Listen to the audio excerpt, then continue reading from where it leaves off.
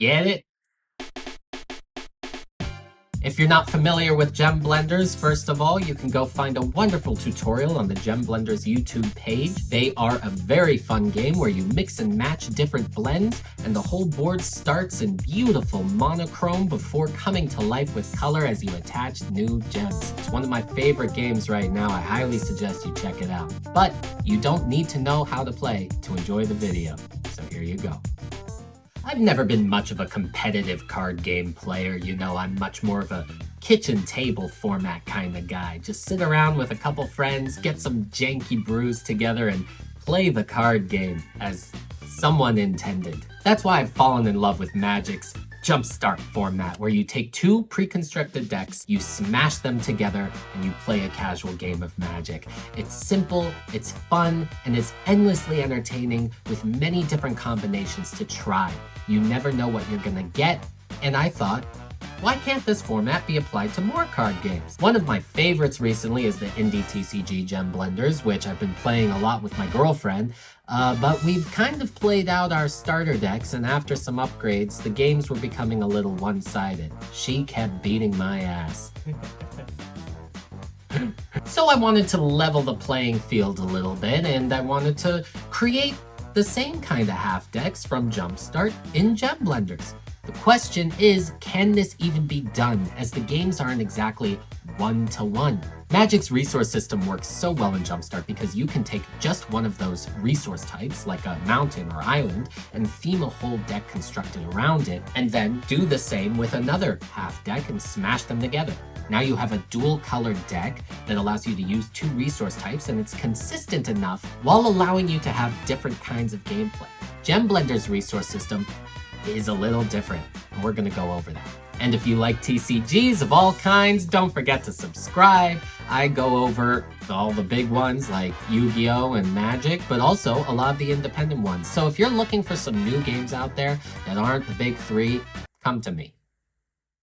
I took out my collection, which isn't much. It consists of one full base set booster box and a couple starter decks. It's a little hard to construct a whole cube with just this amount of cards, but if you're one of those Gem Blenders fanatics, and I know you're out there, who bought all the booster boxes, invested in all the Kickstarters, and bought all the starter decks, and you have all of this bulk that you aren't using in any of your decks, this is a good way to put them to use. But first we had to diagnose some of the problems with the JumpStart format and how it might transfer over to Gem Blenders, or not. Here we have the resource system, the gems. The gems, of course, have a very important part to play in that they allow you to play your blends. Your blends have gem requirements, and as you can see, the arrow gem is a base gem. It's usually here at the bottom. There are two main base gems. There are gems that function as base in others, but we have arrow gem and capra gem. Part of the issue is that these two gems are never supposed to mix. Because of that, we have a lot of blends that will have different base types, and they never usually go well together in a deck. If they did, you would have to add a lot of different gems in your deck, and that will reduce consistency by a large degree. The other problem is level. Here we have level 5 blends. These are our top dogs, and they have a high level requirement because they are going to need all 5 of these gems in order to work. Now, if you are going to put 2 of these guys in the same deck, you are going to have to use all of these different gems, and that also reduces consistency even in a standard 50 card deck. So usually you don't see more than 5 gems in a standard deck, maybe 6, depends kind of what your strategy is on. But in general, if you look at the starter decks for Gem Blenders, you're usually working with a base of 5. 5 is pretty good for consistency, but still allows for a lot of crossover. Now, if our goal is to have 2 distinct half decks and smush them together, then you're going to want to make sure that your gem requirements are manageable. If you take 2 of our big boys and put them together in a deck, having 8 different gem requirements in a 40 card deck is probably not going to fly. It's not going to be very cohesive and not going to be very fun. So it looks like for this format, level 5s are out. But can we do level 4s? In some cases, yes. Some decks that you randomly put together, they might have pretty good synergy and shared gem types. But there will be the cases where You unfortunately don't. Again, arrow gems, kappa gems do not mix, and the other gem types might not share anything. Can you imagine trying to fit 8 different types of resources in a 40 card deck and still being cohesive? I cannot personally. That brings us to level 3s as being our top dog in this format. As even if you are unlucky enough to not share a single gem type, you are going to be fitting a maximum of 6 different gem types in a 40 card deck. Considering the slower pace of limited formats and not having the most powerful cards in play, I do think there will be enough time for you to draw all your resources to make different combinations, even if you end up with 6 gems in your deck. However, one has to consider that the likelihood of having 6 different types of gems is actually not so high, and you are more than likely to share at least 1 different gem type in each of the half decks that you mash together. Sometimes it might work out that you end up sharing even more than 1 different gem type, leading to an ultra consistent deck. One other problem we have are the action cards. Usually in a regular game of Gem Blenders, you are allowed to play 5 action cards per round. So you often have cards that can circumvent that limitation. However, in the spirit of having each deck function to their biggest degree, I thought, we don't need these. We're going to have no limit on stars of action cards in your deck. Usually you're only allowed 5. We're going to have no limit on how many action cards you can play in a game.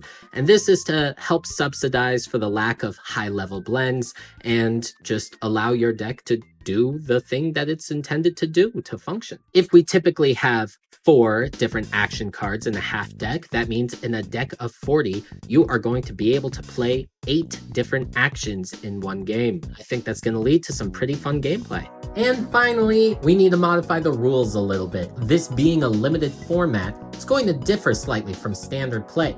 Usually in a full game of Gem Blenders, you're playing at least 2 rounds, possibly 3, where you need to score at least 20 points in each round to win. This is often necessary to get your big boys out, your levels 4 and 5. However, considering we're not using any levels 4 and 5 and we're using truncated decks, I think the gameplay will lend itself well to a single round where you have to score 20 points to win. So these are meant to be shorter bursts of casual gameplay. 1 round, 20 points, winner takes all. So I think it's time we go over the construction of a half deck.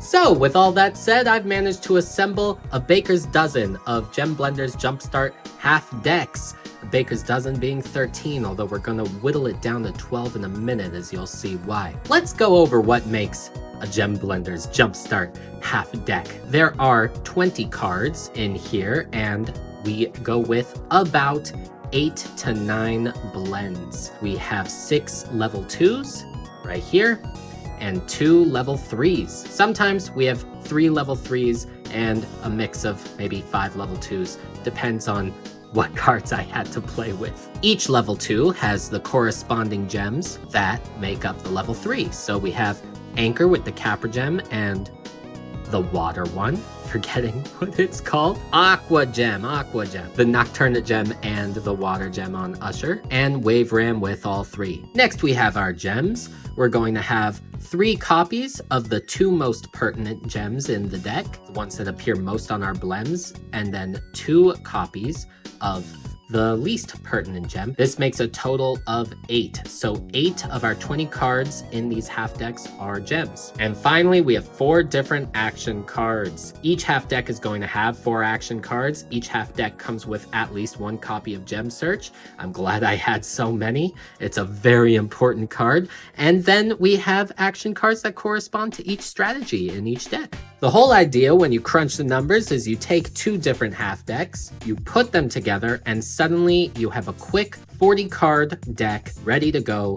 Each deck contains 16 gems, each deck contains 8 action cards, each deck contains roughly 16 blends. And because of the way the math works out, even if you grab 2 half decks with completely different gem requirements, at most, you are only going to have 6 mismatching gems that you need to assemble together in your decks. And if you're lucky enough to get a match like we have here, then that number is reduced down to 5. So which deck am I eliminating? I think it's going to be this one right here, the Venom Foul.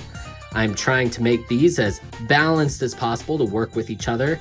And there is simply one card in here that works with the colors that I don't think for a limited format is going to be very fair. What Virus does is, while on the front line, every single time an opposite position hero is equipped with a gem, you inflict 4 damage to the opponent's HP. Especially when I think I might be modifying the HP in order to fit the format, I just don't think something this oppressive is really fair. Unfortunately, I cannot find another blend that has these color combinations to work with Venom Fowl and Hornet's green and Arrow Gem colors. So I do think this deck we're going to set it aside for now, but that's fine because that means we have 12 beautiful decks, very even cube. Let's go over some of the strategies that are involved in some of these half decks. We have one of my favorites revolving around the 3-blend Garden Sprout. Now what I liked about this was I got to use the orange gem as the base, which opened me up to a few different unique options. Everything revolves around the aqua gem here for Garden Sprout.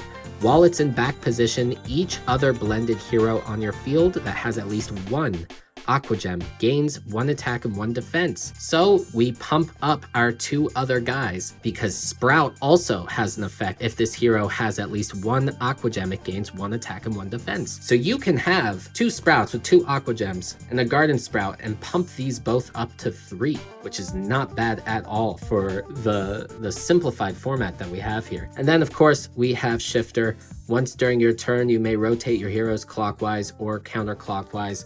Great for getting a better matchup. And past our gems, here we have the action cards that are going to have synergy. For instance, for accelerating those aqua gems onto your guys, we have Surge, which allows you to equip an extra gem to your heroes. And we have Gem Trick, which will allow you to put extra gems on your heroes. So if you're struggling to find the aqua gem, you could just create a regular one for a turn. Another one I really like that works with the archetype that's made for is Pollen Angel, which revolves around the switch mechanic and also getting in some quick damage with Hornet. Angel, your level 2 blend, is going to be able to switch positions of your guys with any other hero that you have. And then we have Pollen Angel, where every time it switches position, gains 1 attack for the remainder of the turn.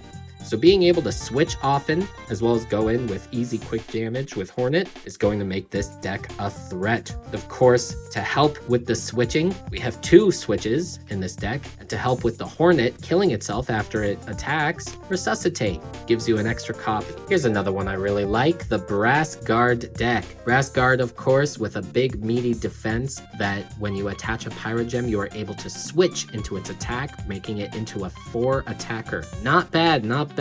Meeting the gem requirement, we have Chaser, which every time it switches, you get to draw a card, accelerating you a little bit. And Guard, which also has 4 defense. It can +1 for 5. So having this big beefy defense, really helpful in a limited format, but I thought, how can we turn that on its head and make sure you get your attacks in? 2 inverts. This will give you more opportunities to be able to switch the defense with the attack. And then of course, to accelerate our Chaser, we have a switch. The cool thing about mixing half decks is that some of them will have synergies with others in ways that you might never have thought about including in a standard deck. For instance, we know that the Arrow Gem and the Capra Gem, they usually don't mix. So in a lot of standard Gem Blenders decks, you're not including these 2 archetypes together. But in the JumpStart format, you might have to mash these 2 archetypes together. However, there is incidental synergies. Chaser wants to switch. This deck is all about switching. This deck also does not have many defensive options. A lot of the defenses are 0 and it kills itself, or 0 and it stays on the field. Here, you get some defense to help facilitate your game plan. Mixing these 2 decks together, if you randomly happen upon it, can turn out to have some incredibly cool synergies. And for one more, let's look at the Shock Herald deck. I really like the synergy on this one. Basically, Shock Herald allows you to equip gems however you want onto your heroes, but if you don't find any, you shock yourself for 3 HP. It's a bit of a trade-off, but we have some things to mitigate that. Battery, at the end of your turn, always gives you 1 HP. That's nice, that alleviates some of the downside. However, you might not even run into that downside because Herald is going to be able to stack the bottom of your deck with almost any card you like, and that is going to enable Shock Herald to then put the gems on your guys. So we have a 2 attacker and a 1 attacker. So how are we going to take advantage of the possible HP loss? The struggle action cards. If you are behind in HP, you get to do some pretty powerful effects. So even if you're not able to boost your HP, you have a backup plan. And of course, 1 breach, just to give these 2 and 1 attackers a little more oomph. In this format, the hero cards, the unblended ones, are your bread and butter. In the game of Gem Blenders, there are heroes levels 1 through 5, and levels 1, 2, 3, the lower levels, those are usually the most powerful to offset for their lack of ability in being able to blend higher level blended heroes. We have no higher level blended heroes, so you can use levels 1 through 3 heroes as much as you want and enjoy the benefits that come with that. You can add the right unblended heroes to your pre-constructed decks, or you can draft them, whatever works best for you. It's a made-up format. There are no rules here. Now, there was an issue with constructing this cube, not only in terms of my personal collection, but in the cards that are out there. Gem Blenders being a new game, and I mean new, means that the pool of cards is going to be a bit of an issue. See, if you're looking to use a card that has 1 gem of one type and 1 gem of another type only, say the arrow gem and the green gem, you're going to only have 1 option. There's only 1 card that meets those requirements. And the level 2 and level 3 blends that have those particular gem requirements, they're not always synergizing with each other in a way that makes sense for this particular project. All hope is not lost, however. As of this recording, the new Gem Blenders product has hit the market, the new set, Idols and Omens. While I haven't had the chance to get my hands on cards from the new set yet, I am hopeful that this means that there are going to be many more options, or at least a few, that share the same gem types. So, with that infusion of variety into the game, we might have a wider pool of blends to choose from. Now, for my friends in the Gem Blenders community, please comment below. Let me know if you think these ratios are good, or if they should be tweaked. Are there any blends that I missed that could fit in a deck? Is there a way to get level 4s and level 5s in this concept, or do the rules need further tweaking, or are they good as is? Please let me know. I would love to workshop this with you together. Thank you for watching me gem blends in my blend gender. She's laughing. Thank you for watching me blend gems in my gem blender, blending different formats from games together. If you want to watch more, you know where to go. Here, do that.